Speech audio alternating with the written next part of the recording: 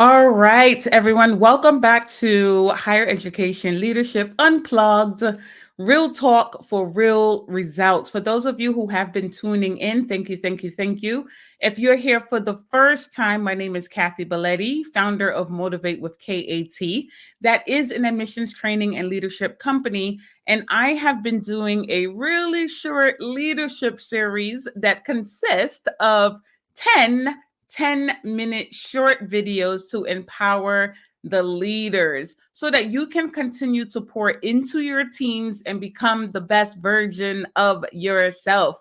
Now, you do know that you have to keep your cup filled because you can't transfer any type of positivity to anyone if you have absolutely nothing to give. All right. So we have been talking about different topics on, is leadership the right fit for you? Are you here for the right reasons? How to protect your inner peace. And today we're talking about how to empower your team. So I'm going to give you three really quick tips. And a lot of this actually comes from what I have been hearing in the industry in my 17 plus years and my own experiences. So, the first thing, when it comes to empowering your team, empathy is critical. And believe it or not, this is actually a huge leadership flaw. There's so many leaders who lack this characteristic, and it's actually one of the most critical characteristics as a leader. When you're showing empathy to people on your team, you're basically telling them, you know what, I totally understand where you're going through. All right. But as the leader, I am going to help you through. I'm going to give you some tips on how you can do better next time. When it comes to empathy, I think the best thing to do is to find an example of, times where you were in the same exact situation. So for me, a lot of times if I'm training admissions teams, being the fact that I started my career as an advisor, which is why I speak the language and I totally understand where they're coming from, anytime they're struggling with something, I'm able to go back to a situation that I had as an advisor when I was sitting in their exact seat. And I'm telling them, look, I get where you're coming from because when I was an advisor, I actually went through this, but this is how I handled it. Your team, they're going to appreciate that. They're going to appreciate that you're not just standing up here on your high horse saying, you're wrong, you're wrong, you're wrong. I know everything, because we all know that leaders do not know everything. And the best leaders are the ones who admit that, right? So show your team empathy, because this is what's going to build trust. And I find that in a lot of cases, when your team feels as if you really don't care about some of their lost or some of their failures, in their minds, this is why they don't come to you and tell you when they have something going on. All right. So make sure that you are empathizing with your team members. It's so important, especially with everything that's going on in the world today. The last thing they need to feel is beat down. Okay. The second thing is grace. Oh my goodness.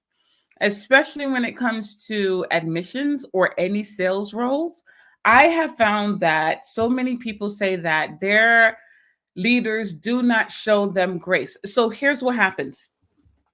For those of you who follow my Ed Up Career Schools, the Scoop podcast, you would have found that a couple of months ago, I had the opportunity to sit with three advisors who have been in the industry for almost 20 years, and they were top advisors. But guess what? They're no longer here. And it has nothing to do with the students.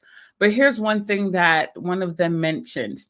When it comes to showing grace, it was totally absent in their department. So it's like when it comes to enrolling, we all know that higher education is a business. Yes, we know that your advisors have expectations that they need to achieve.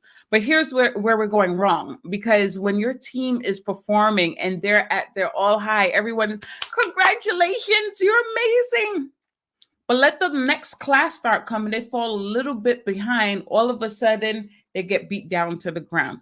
And this is exactly what all three of those young ladies had mentioned that contributed to one of the reasons why they're no longer in the industry. We have to get to the point where we stop losing valuable people, because our students really need this opportunity to get with folks who genuinely care about their success and their future goals.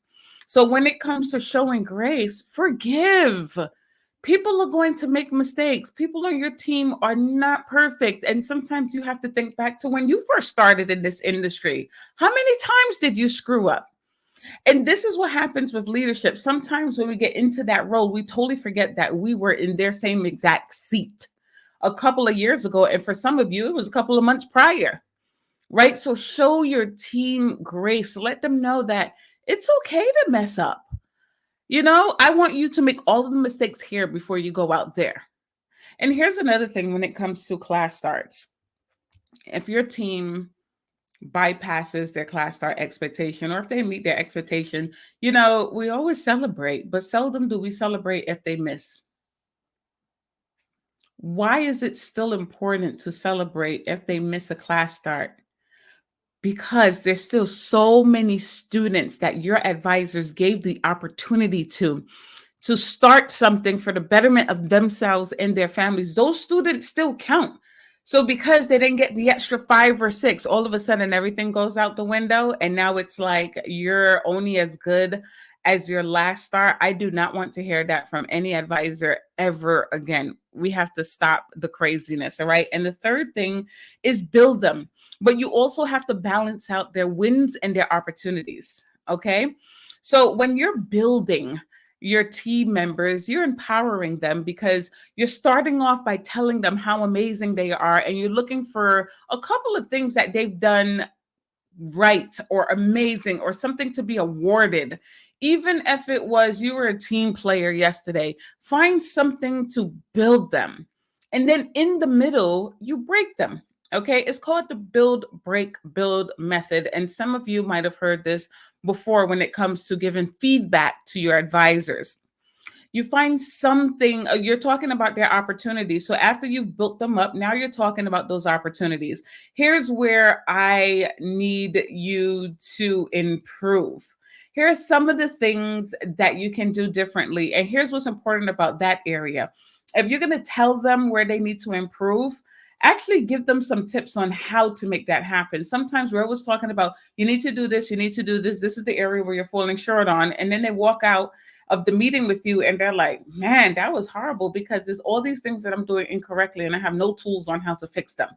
All right. So make sure when you're giving them those opportunities, you're giving them some type of resource on this is what you need to fix and this is how you're going to do it. And then at the end, you build them up again. The reason why that's so important is because a lot of times when you're having a meeting with anyone, the last thing that sticks in their mind is the last thing that they heard. And you never want that to be anything that is negative. All right. So you build them up. You talk about how amazing they are, a couple of things that they've been doing great for the week, right?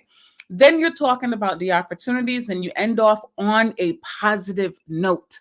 You're going to find that your advisors, they walk away empowered.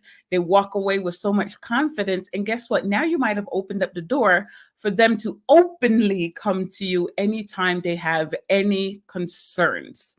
All right. So keep these tips in mind. And I guarantee you, your team is going to be so empowered. They're going to be so excited when they show up for work every day. You're going to walk and say, who are you people? Right? But then also is going to contribute to their performance. So don't forget, empathy is huge. Then you want to show your team grace. Forgive. Okay. Because when you screw up, you want people to forgive you too.